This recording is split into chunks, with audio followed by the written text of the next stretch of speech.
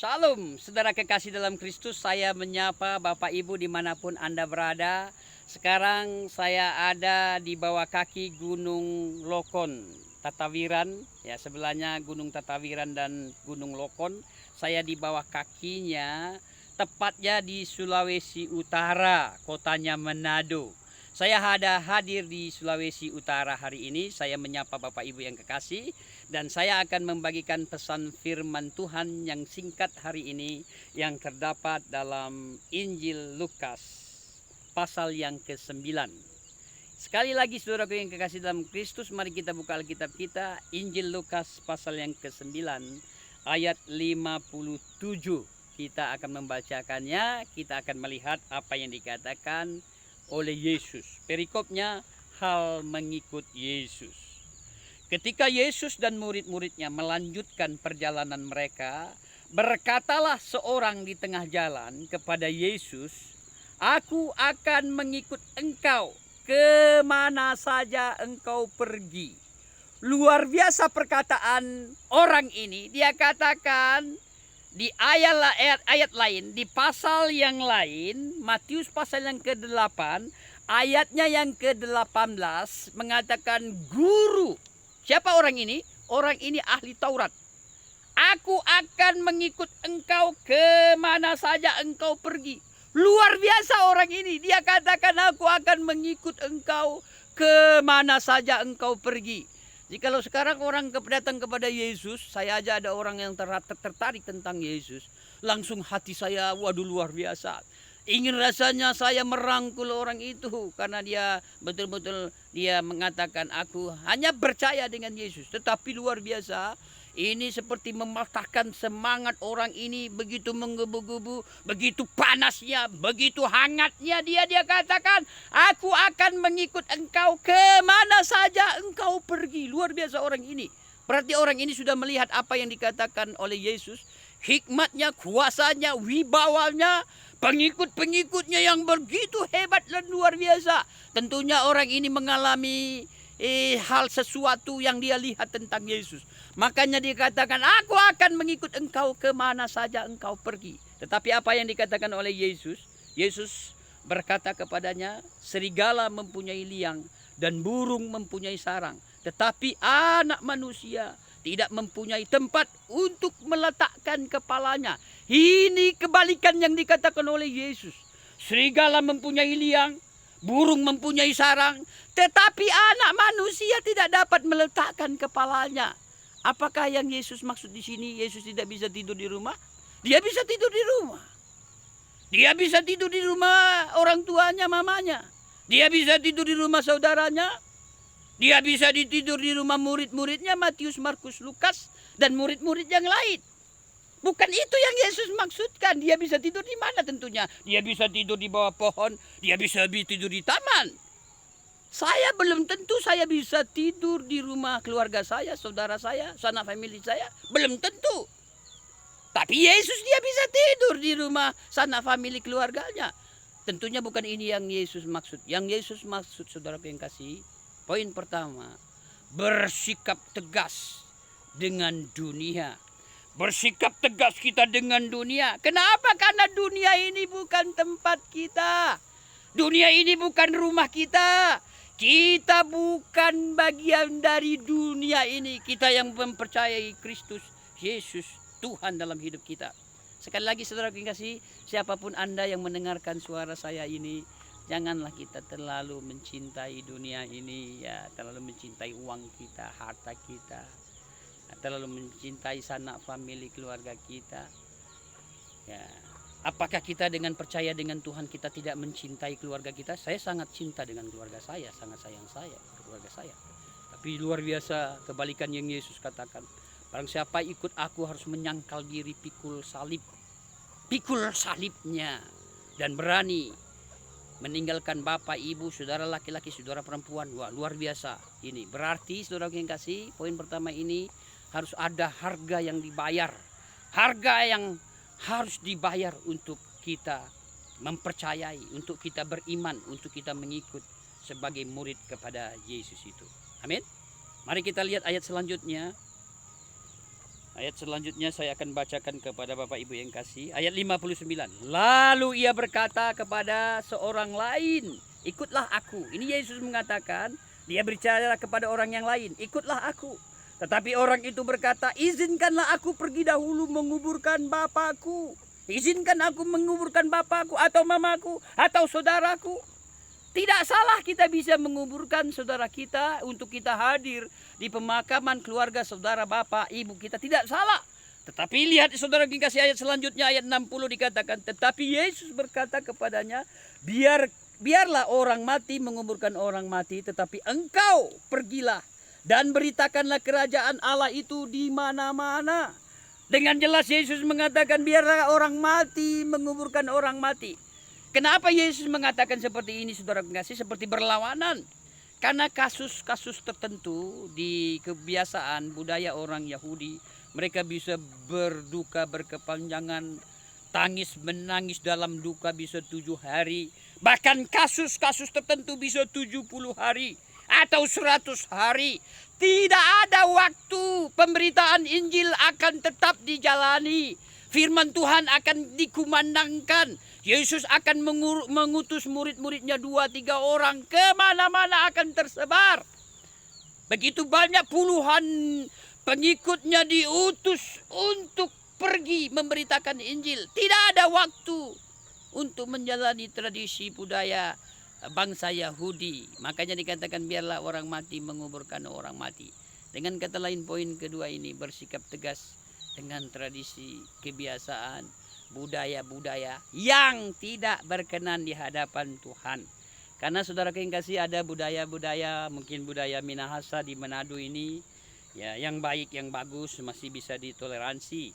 Atau budaya Batak, kebetulan saya sedikit mengerti budaya Batak karena saya diangkat oleh keluarga Simanjuntak Sitombuk dari Tapahan Balige nomor 16.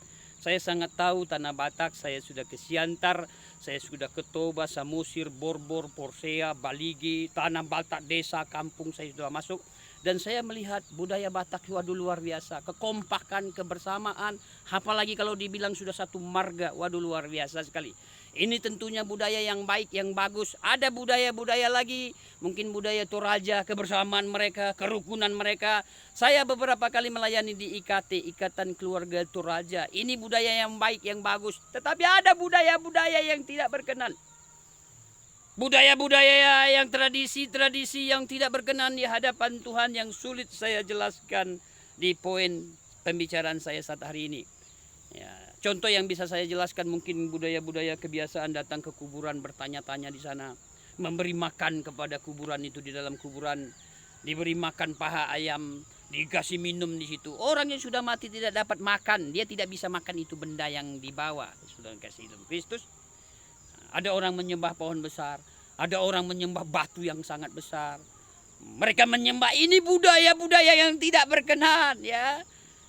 Ada budaya-budaya yang lain saya susah jelaskan di poin ini, saudara kasih. Bahkan ada orang yang bertanya di dalam kubur, ya di kuburan itu ditanya, mama, bapak, tolong aku susah sekali hari ini.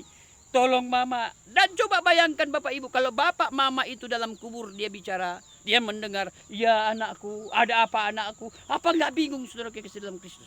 Jadi sekali lagi bersikap tegas dengan tradisi budaya yang tidak berkenan di hadapan Tuhan. Kebiasaan, mungkin egois, kemalasan, ya, kebodohan kita sendiri. Ya, firman Tuhan katakan umatku binasa karena kurangnya memahami tentang Tuhan. Kurangnya memahami tentang firman Tuhan itu. Sekali lagi saudara yang kasih dalam Kristus, bersikap tegas dengan tradisi, kebiasaan-kebiasaan budaya yang tidak berkenan di hadapan Tuhan. Selanjutnya saudara yang kasih ayat 61 mengatakan gini, dan seorang lain berkata, aku akan mengikut engkau Tuhan, tetapi izinkanlah aku pamitan dahulu dengan keluargaku. Aku akan mengikut engkau Tuhan, tetapi izinkanlah aku pamitan dulu.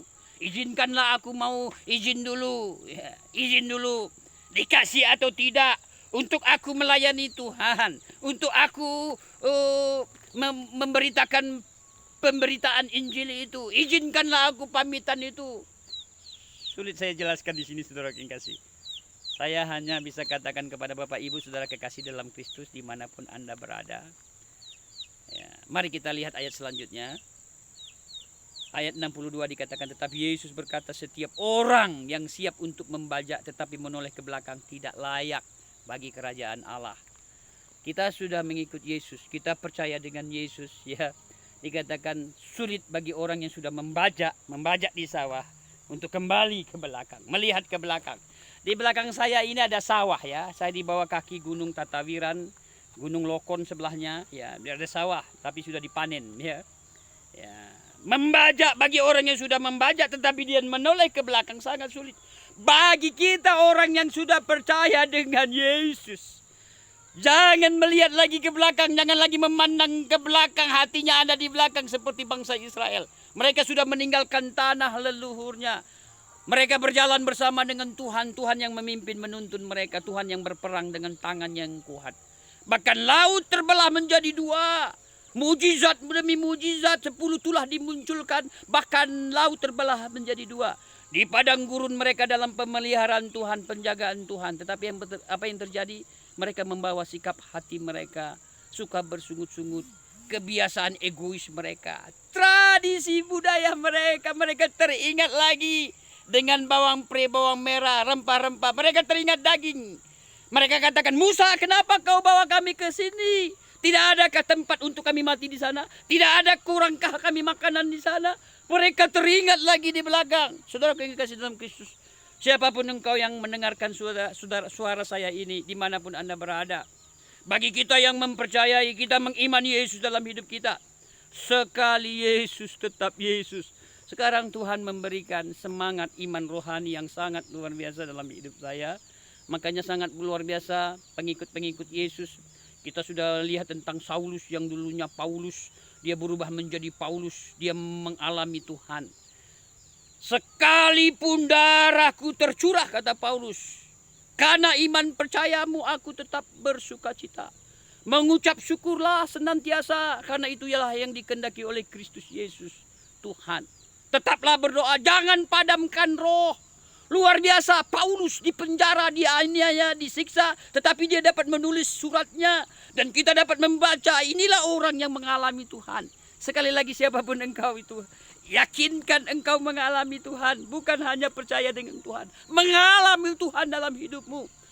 Mengalami pengalaman pribadi secara ilahi dengan Tuhan. Tuhan hadir dalam hidupmu, Tuhan kita tidak jauh. Makanya Tuhan katakan, carilah Tuhan selagi dia mau ditemui. Berserulah kepada dia selagi dia dekat. Sekali lagi saudara yang kasih, saya meyakinkan Bapak Ibu saudara kekasih, apapun yang kau alami, yakinkan pengalaman buruk apapun, Tuhan ada dalam hidupmu. Ya, Tuhan menjaga hidupmu. Tuhan selalu ada dalam hidupmu. Lewat sakitmu, engkau dapat menikmati Tuhan. Lewat beban masalah persoalanmu, engkau dapat melihat Tuhan. Lewat situasi terpuruk dalam hidupmu, engkau dapat melihat Tuhan. Yakinkan tiang awan, tiang api Tuhan itu berjalan dalam hidupmu. Bahkan mujizat-mujizat Tuhan itu kau alami dalam hidupmu. Saya sangat bangga memiliki Yesus Tuhan dalam hidup saya. Jadi apapun tantangan masalah yang saya alami, langsung saya connect dengan Tuhan. Tuhan tidak jauh. Langsung connect, langsung saya dapat merasakan Tuhan. Langsung saya dapat menikmati Tuhan. Ini indahnya kita yang selalu hidup bersama-sama dengan Tuhan. Amin, saudara yang kasih dalam Kristus. 3 poin ini, sebagai murid Kristus, sebagai pengikut Kristus, kita bersikap tegas dengan dunia. Dunia bukan rumah kita, dunia bukan tempat kita. Dan bersikap tegas dengan tradisi, budaya, kebiasaan, egois di dalam kehidupan kita yang tidak berkenan di hadapan Tuhan. Dan bersikap tegas dengan apa yang telah kita tinggalkan di belakang. Maju bersama dengan Tuhan. Bagi saya sekarang, sekali Yesus tetap Yesus sampai selama-lamanya. Amin. Saudara dalam Kristus, mari kita berdoa. Bapa di surga, dalam nama Yesus, kami mengucap syukur hari ini kami telah mendengarkan firman-Mu. Hamba-Mu telah selesai berbicara. Biarlah Roh-Mu yang kudus terus berbicara kepada setiap kami, terus memberi pengertian kepada kami, mengajar kami, menuntun, membimbing kami, bahkan memberi peka kepada kami untuk kami menyadari Engkau Tuhan selalu ada bersama dengan hidup kami. Tuntun membimbing kami terus Tuhan. turun terus belas kasihan-Mu kepada kami, untuk Engkau menyinari hidup kami, menerangi, menuntun, membimbing setiap kami dimanapun kami berada.